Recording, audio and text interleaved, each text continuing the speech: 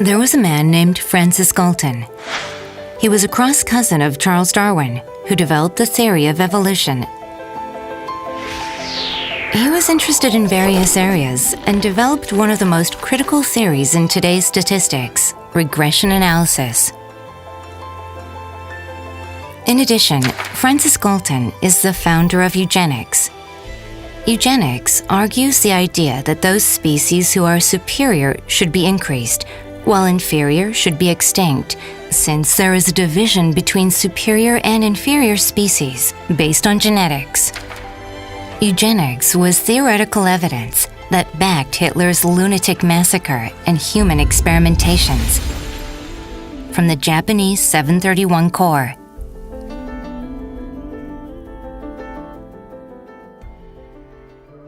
However, the experience of Galton was different from his idea of eugenics.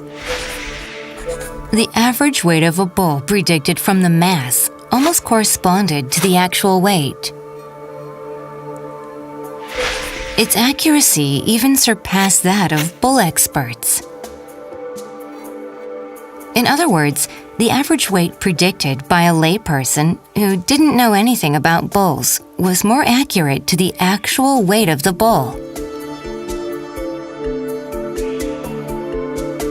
The experiment from Galton demonstrates that collective intelligence is superior to eugenics. Then, how can we understand the power of collective intelligence? The American biologist and Harvard professor Dr. William Morton Wheeler discovered that cooperation among independent objects is so close that they cannot be distinguished from one single object. Wheeler discovered a cooperation among ants that was similar to independent cells of animals. He called it superorganism. That is, superorganism refers to formation of one organism from the cooperation of multiple independent organisms. This phenomenon is widely represented from insects such as bees and ants, in which multiple organisms form one big society. Since this big community is operated by rigorous division of labor, one single object cannot survive alone. Herbert Spence, the British thinker in the 19th century, coined the term superorganic based on the perspective of social structure. As modern society becomes highly divisive and specialized, it displays superorganic characteristics. Humans, as independent lives, are gathered to form a society, and it is operated like one colossal life. Humans alone cannot maintain a life smoothly. Each member performs their own roles and survive with the acquisition of essentials for maintaining a life through trading products and services.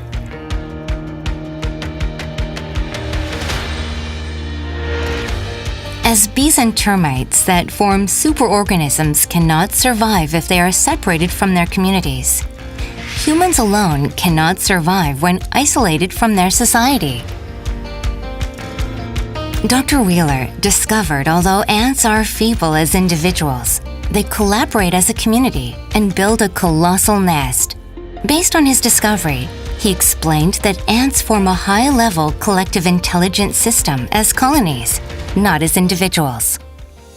Collective intelligence refers to an intellectual capacity of multiple objects acquired from competition and collaboration. According to a study done by some scholars, it exercises powers that surpass the intellectual capacity of the objects. The saying, "many hands make light work," well explains the power of collective intelligence. This means that one superb intelligence cannot exceed the collective intelligence of average people. When indiscriminate global competition becomes severe, a path for ordinary people and companies to survive is by exercising collective intelligence. First, each member of the organization is required to acquire their own information and perspectives. Though these differ from the truth, these varieties are significant. Various people should gather to bring diverse information and perspectives into the organization.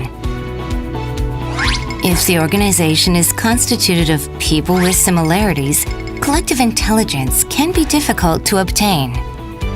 Convergence of similar knowledge is challenging to create a new one. Therefore, a society or an organization that doesn't recognize its differences will not have collective intelligence and be left behind. Furthermore, individuals are supposed to think independently and freely voice their opinions. Rather than managing a centralized or authoritative organization, a mechanism to integrate collective decisions from its members' independent opinions should be established. From this perspective, cyberspace and network marketing organizations have advantages in having collective intelligence. In particular, network marketing organizations bring people with various backgrounds together. These organizations could be destroyed, or decent leadership can serve as a ladder that enables their members to use collective intelligence to get to the upper class. The success of network business depends on whether each organization can form superorganisms or focus on individual success. Success of network marketing is made possible by the collective capabilities of its members, not by individual capability. Thus, success comes when the organization forms superorganisms, not when it focuses on individual success. Under this context, those who act selfishly not only fail in their own business, but ruin the businesses of others as well. Those who work in network marketing should never forget the fact that collective intelligence is the key to making money. Those at the high positions that earn around tens of millions of won per month are made possible by collective intelligence. Of course, those leaders do make contributions. But when someone leaves the organization, the survival of it can be difficult. Just like ants leaving from the colony with superorganisms cannot display any capabilities and no longer survive.